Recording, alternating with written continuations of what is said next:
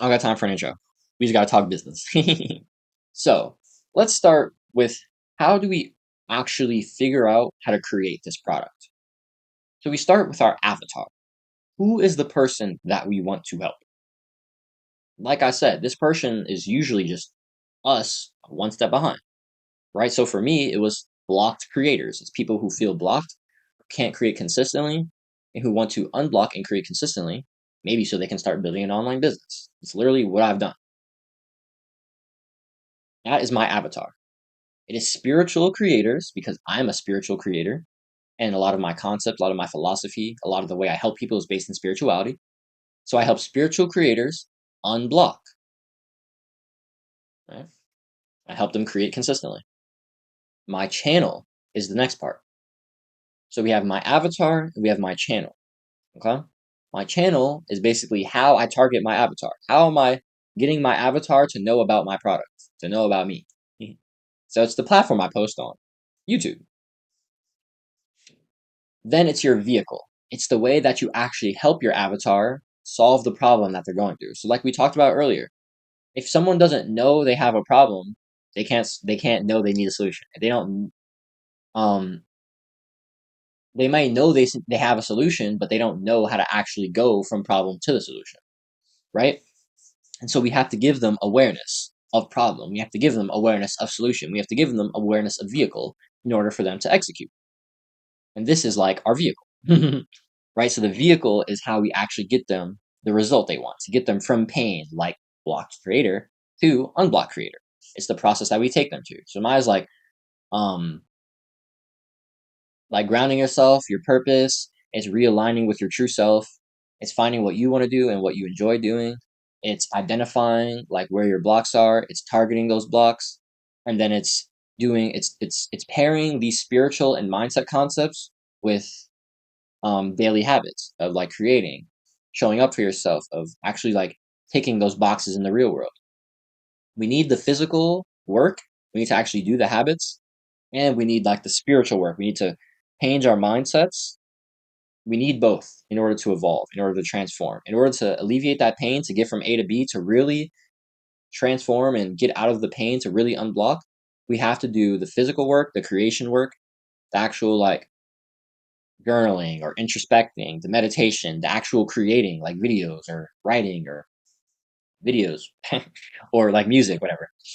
It's that work and it's the mindset work. It's the introspecting, it's the talking, it's the going through, it's the finding your trauma, it's the digging up, it's the going through the root. It's the real attacking, it's the taking the sledgehammer. That is my vehicle, right? So my avatar, my channel, and my vehicle. One avatar, spiritual creators who are blocked. One channel, YouTube, one vehicle, right? And so this is called the rule of one. And this is what many entrepreneurs like to say is how you make your first $1 million. Okay, so you figure out your avatar, you figure out your channel, you figure out your vehicle. Once you have these three things, now you can get to step two, which is product and traffic, which are the two levers of business, right? So our product is what we actually sell. It's the thing people pay us for. I sell one-to-one coaching along with digital renaissance creators. That's my product.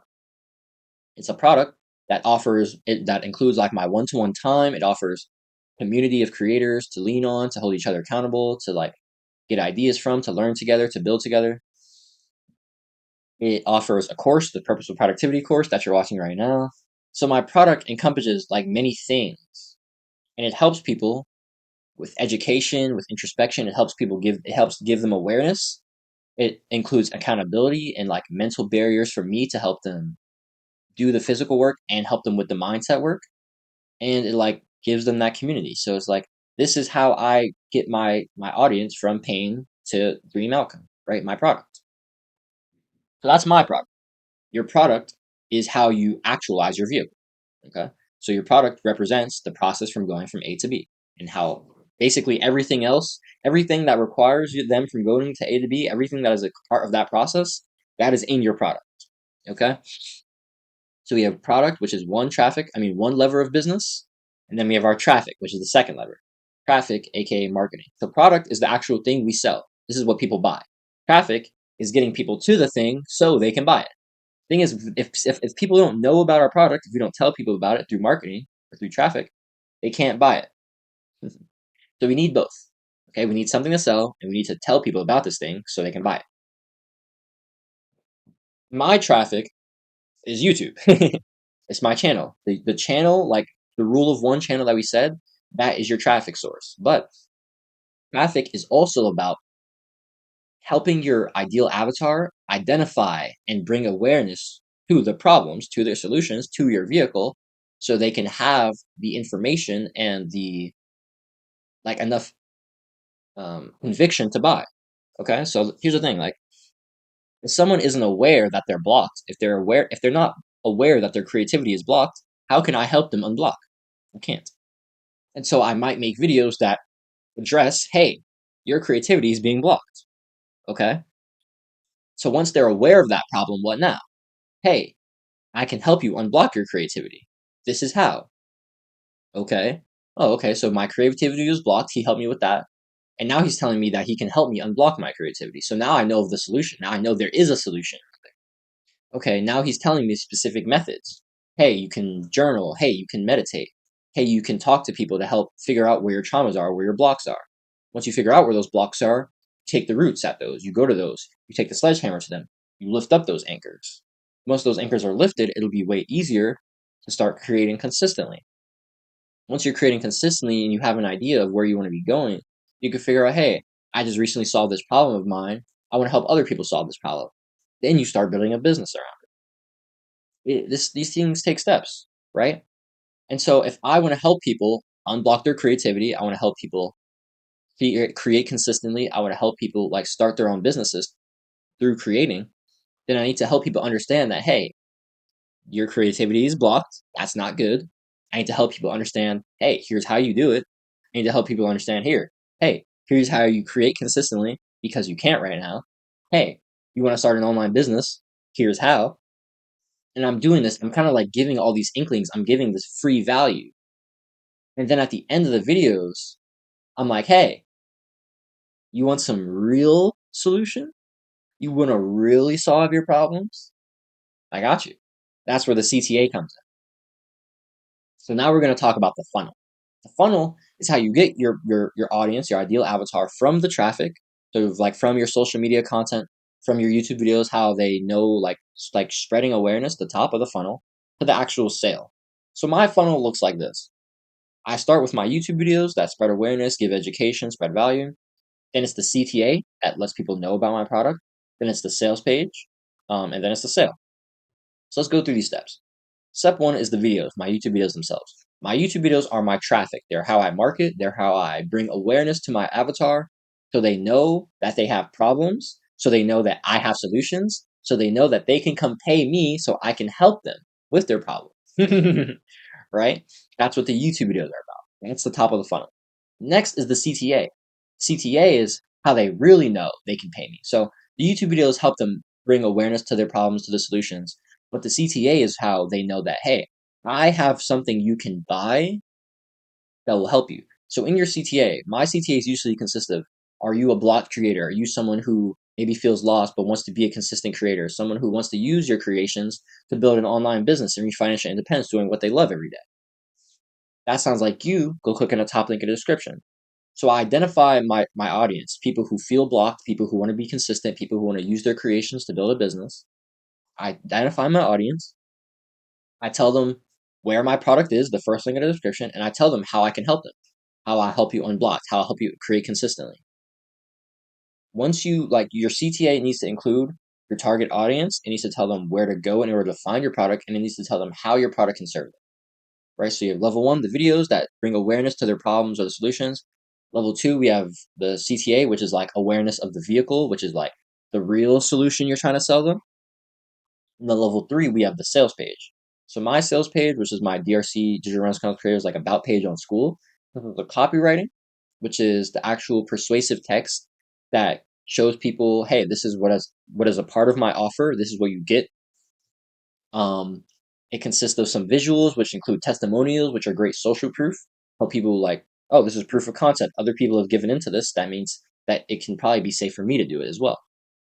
I have other visuals that show what's in my community. So like things like the course or the mastering the game documentation.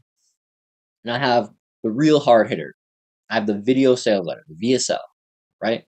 The VSL is the crucialest part in my funnel, in my opinion, because it if my target audience reaches the VSL and they watch the whole thing, they'll have their target, like they'll have their pain points addressed. They'll have an idea of my story and how I went from pain points to where I am now, which is alleviated pain. And I give them a rough idea of how I guide them through that journey. Right? So the CTA, I mean the VSL brings real awareness to, oh, okay, this guy not only knows what I'm going through because he's been there, but he can help me because he's been there. Oh, okay, that's awesome. And so once they have that value of the video sales letter of what you've gone through, once you've persuaded them through copywriting or through persuasive tactics, then they get to the bottom. They're ready to make a decision, either not to buy or to buy. If they buy, they become a client or a customer. You got the sale, right? So videos, CTA, sales page, sale. That's my funnel. Most funnels are like fairly similar in theory, though, in the idea, right? The core idea is the same, which is you start at the top, which is like mass marketing to find prospects, which is like just posting content. Then it's like addressing a more specific audience, like a warm prospect. So, like for me, I CTA towards the end of my videos. I target spiritual creators. I CTA towards the end of my videos because that's also a filter. It's like if someone got to the end of my YouTube video, that means they got value. That means they resonated with me. That means they're probably more likely that they rock out with me, which means they're probably also more likely to buy something that I have to offer. So I CTA at the end of my videos. Sales page, which is there to like provide value and provide persuasion to help the client make a decision or help the prospect make a decision rather.